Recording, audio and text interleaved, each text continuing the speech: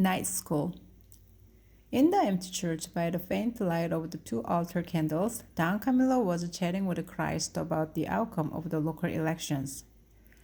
I don't presume to criticize your actions, he wound up, but I would never have let Pepone become mayor with a council in which only two people really know how to read and write properly.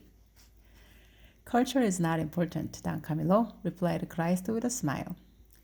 What counts are ideas. Eloquent speeches get nowhere unless there are practical ideas at the back of them. Before judging, suppose we put them to the test. Fair enough, conceded Don Camillo.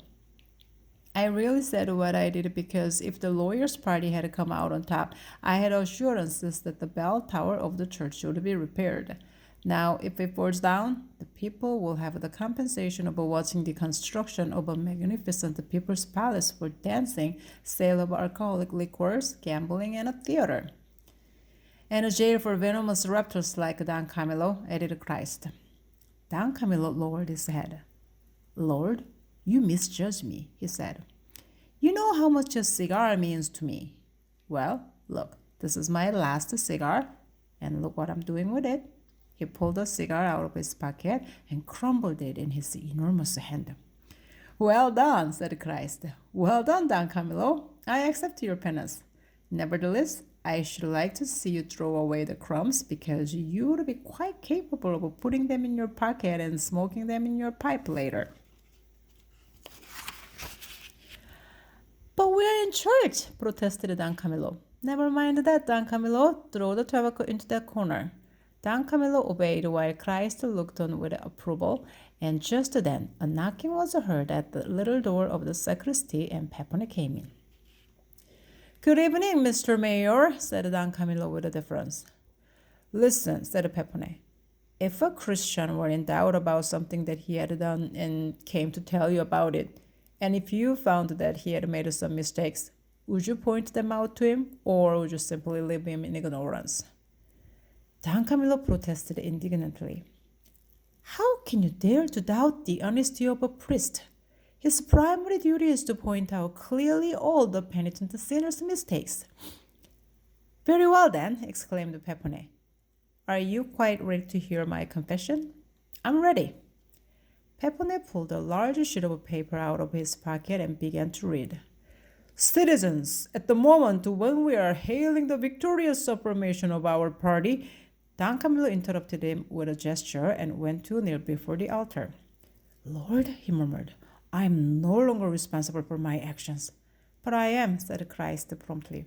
Pepone has outsmarted you, and you must play fair and do your duty. But Lord, persisted Don Camillo, you realize, don't you, that you are making me work for the party? You are working in the interests of grammar, syntax, and spelling, none of which is either diabolical or sectarian.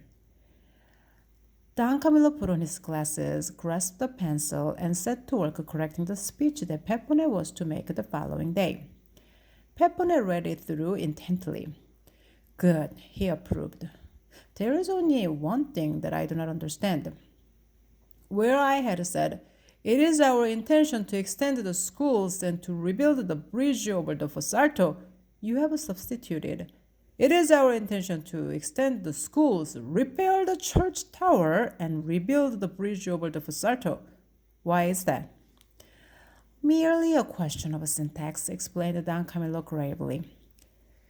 Blessed are those who have studied Latin and who are able to understand the niceties of language, sighed Pepone. And so, he added, we are to lose even the hope that the tower may collapse on your head. Don Camillo raised his arms. We must all bow before the will of God. After seeing Pepone to the door, Don Camillo came to say goodnight to Christ. Well done, Don Camillo, said Christ with a smile.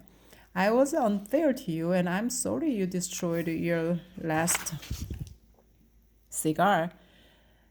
It was a penance that you did not deserve. Nevertheless, we may as well be frank about it.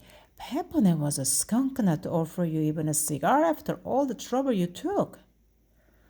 Oh, all right, sighed Don Camillo, fishing a cigar from his pocket and preparing to crush it in his big hand. No, Don Camillo, smiled Christ. Go and smoke it in peace. You have earned it. But, no, Don Camillo, you didn't exactly steal it. Pepone had 2 cigars in his pocket. Pepone is a communist. He believes in sharing things. By skillfully relieving him of one cigar, you only took your fair share. You always know best, exclaimed Don Camillo.